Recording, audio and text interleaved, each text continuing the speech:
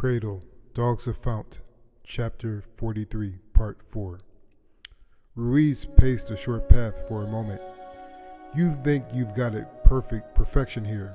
You think you are all saints, and worse yet, I think you want people to believe that more than how you truly act. Benton smiled for a moment. What would you have us do to gain your trust? Treat you poorly? Make you pay for food even though it is free to everyone in need? Have you come to the conclusion that everything is good is fake and everything bad is true? Oh, don't start with this spiritual BS, Ruiz threw up his hands. You guys are full of dang crap. That's enough, Ruiz, Nolan commanded. Heather was shaking her head with a smile on her face, and Nate stood there drinking it all in because he couldn't make up his mind himself at the moment. We've done all the work in intel, Nolan stated. They're legit. If you want to see the damn report, I'll send over the 700-page report and make sure you read the entire thing before your dumb can get shipped back home. Nolan looked at Ruiz and waited. Ruiz sucked his teeth and twisted his mouth before saying, "Yes, sir." Okay then, let's all go about our day, and we will meet soon to discuss the next phase of operations, Nolan instructed, and everyone, including Nate and Heather, left the tent. Elena village was very similar to Tofan. There were markets full of bright and colorful fresh produce. The food market had more breads than Tofan, but the meat smelled just as good. However, the people of this village had palm trees along some paths through the tents, and certain enclaves of tree life with flowers and ponds.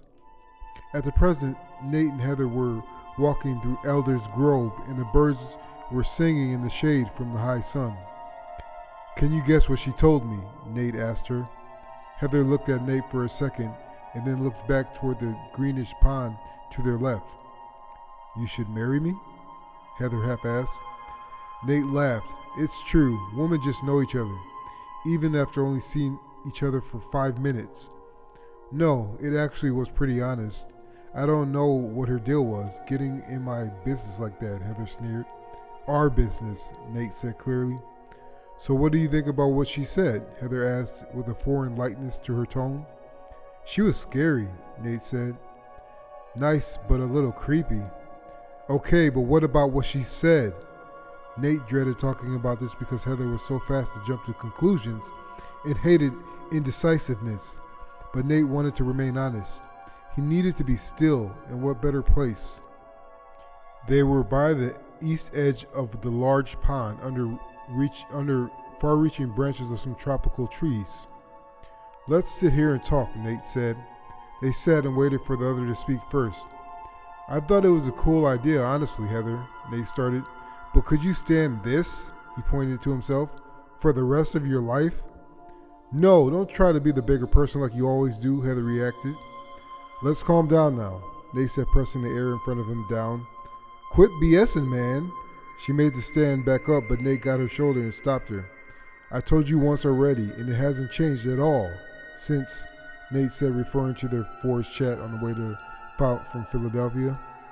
Good for you, guy. Okay, I would marry you in a frickin' heartbeat, but we're soldiers or warriors or whatever. What if we have kids and we both die in an ambush or something? Philly is no place for kids on their own, Nate explained. What if we never leave here? Heather asked sincerely with a gleam sparkling her eyes.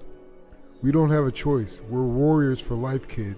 We didn't have to disavow our choice, but we did. We get to choose our status once married, or did you forget about that from training? Heather asked with a smile on her face.